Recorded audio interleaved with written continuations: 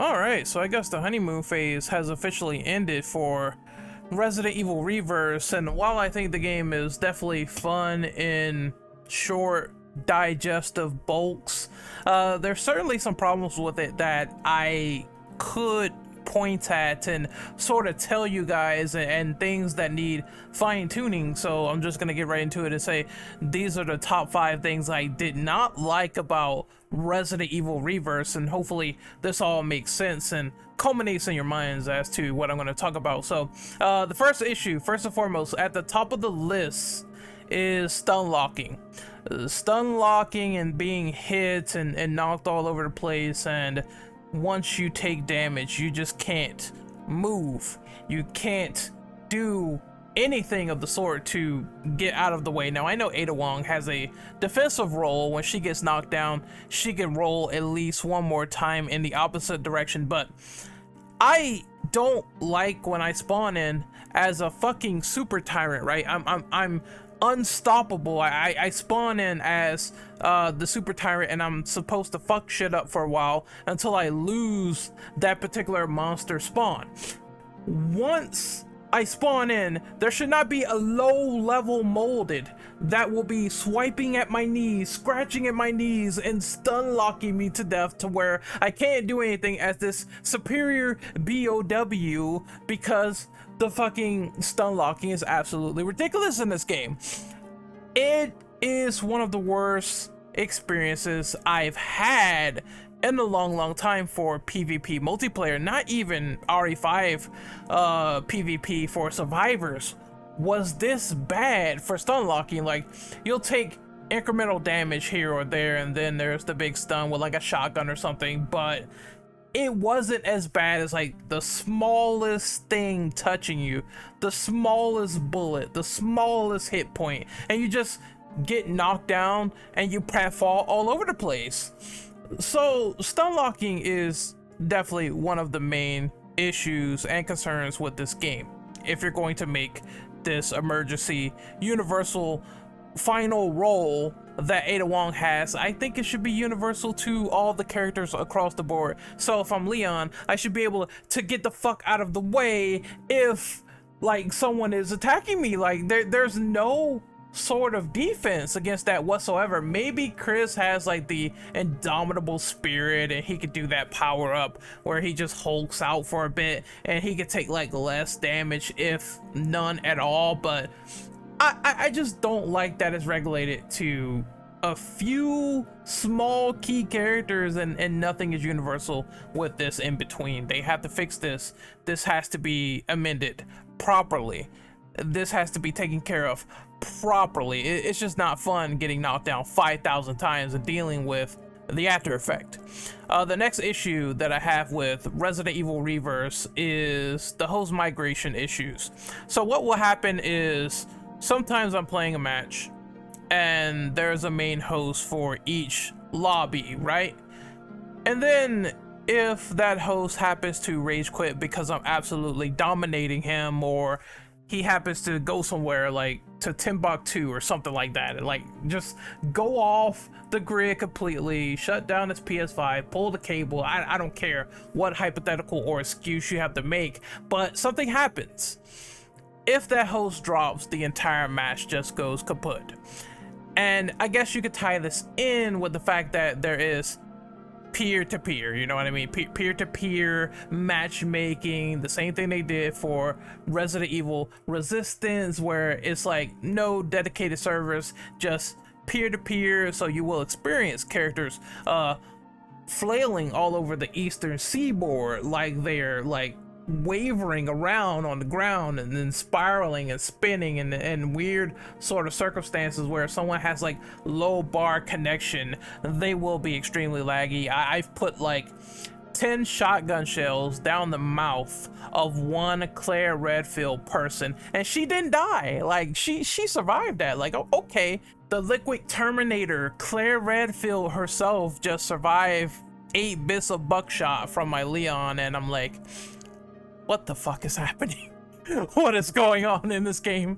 What in the actual spiraling hell is going on with this? Okay, so host migration in peer-to-peer. I don't know how they will work on it, so you know what I mean, but I think it is possible to do dedicated servers if you spend enough time, patience, and tenacity. We could get some improvement on this front, and we won't have to deal with like 10 dozen laggy members or hunks just lagging all over the place as soon as you hit them, like nothing ever registers. Yes, that's the crux of what I want in PvP. I want the players to actually converse and fight each other, and their hits aren't registering already in a game that has very, very subpar options for dealing with stun locking. Yes, that's what I want. The next thing is a lack of clear modes. Like really, like all you do is just kill the other players, turn into a monster, and then you die. There's nothing else going for this game in terms of variety for Resident Evil Reverse, you know what I mean? Like, it's easy to quickly hop in and have your small miniature match, and that'll be fun with your friends, or fun online, you know what I mean, and playing with the costumes a little bit, but it's not enough. It's not enough longevity to the bones for this, because they only have like one particular mode, and that is survival revenge, where you're just killing, you know, revenge targets and doing what is essentially just deathmatch. You know, there's no variance either, so no team deathmatch or no other objectives to do, or you know, at most put in like a survival revenge monster mode where like everyone is turning into creatures. You got more monsters planned for the roadmap. I think they're gonna add like one more additional monster, so you can have a giant knockdown monster brawl with like maybe 4 or 6 tyrants, you know what I mean, and that could be fun and entertaining for the time being. I know what you're trying to do, like diet, middle of the road, fun, flash in the pan scenarios for this game, but it's not gonna last if you don't have a lot of modes to add to that palette. So that's one other issue that I have with this game, is like, you know, even starter tacked on multiplayers like Uncharted 2 Among Thieves had a lot more modes than Resident Evil Reverse, you know what I mean? Capture the objective, the king of the hill, you know what I mean? Like basic stuff, domination, elimination, where the person has like maybe 1 life per match, and the person that lives the longest and eliminates the rest of the team wins, you know what I mean? Like, why not do that? I don't get it. More variety always is a good thing for online competitive multiplayer, and I feel like Resident Evil Reverse definitely lacks in that department. It's no real clear longevity with the route that they're going on. Another rant that I have is how they coordinate some of the microtransactions and the premium pass and how they deal with that. So I just think it's funny. Like I said, I am not the most uppity person about micros. I feel like if you buy extra DLC content or extra micros and you feel it makes you happy, then go for it, you know what I mean? I think some of them are definitely superficial, like the costumes and whatnot, but it is cool to see like RE5 Chris and Battlesuit Jill and all that stuff, but that's besides the point.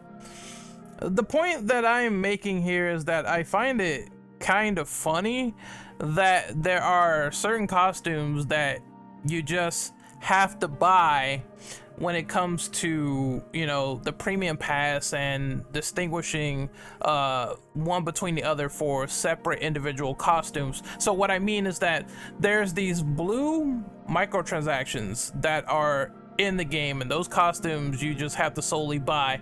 They're not tied to the premium pass, and then you have the bronze premium pass costumes that give you a lot of like skins and whatnot. But even if you pay $10 for the premium pass, you still have to buy those blue costumes that are in the store that you can't get in the premium pass.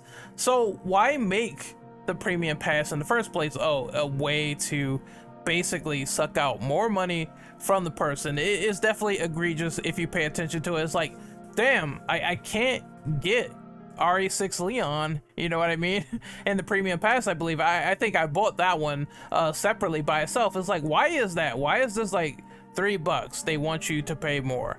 And it's kind of stupid. I feel like if you're a premium pass holder, you should get those outfits like no problem. And nobody knows the distinctive longevity of this game, because another issue I have is there's no real clear online modes or anything of the sort for local or whatever. So this is an always online game. What will happen when this game finally croaks and the servers are no more and everything ceases to be? Will there still be anything left? And the answer is no, because it's all linked to a server, it's all linked to a network. So when this game finally kicks the bucket, that's it. You know what I mean? That's just it. All you have is Village, and that's it. And I mean, that's a better package deal, Village and the DLC, but you know, I'm not gonna go too in depth with it. So yeah, because of that lack of land, I always say, like, enjoy these games while you can, enjoy it while it lasts, because it's not meant to last, you know what I mean? And I think even ORC could be played offline as well because of that whole campaign, you know what I mean? I'm not sure of the multiplayer modes, but at least there's still something to chew on there.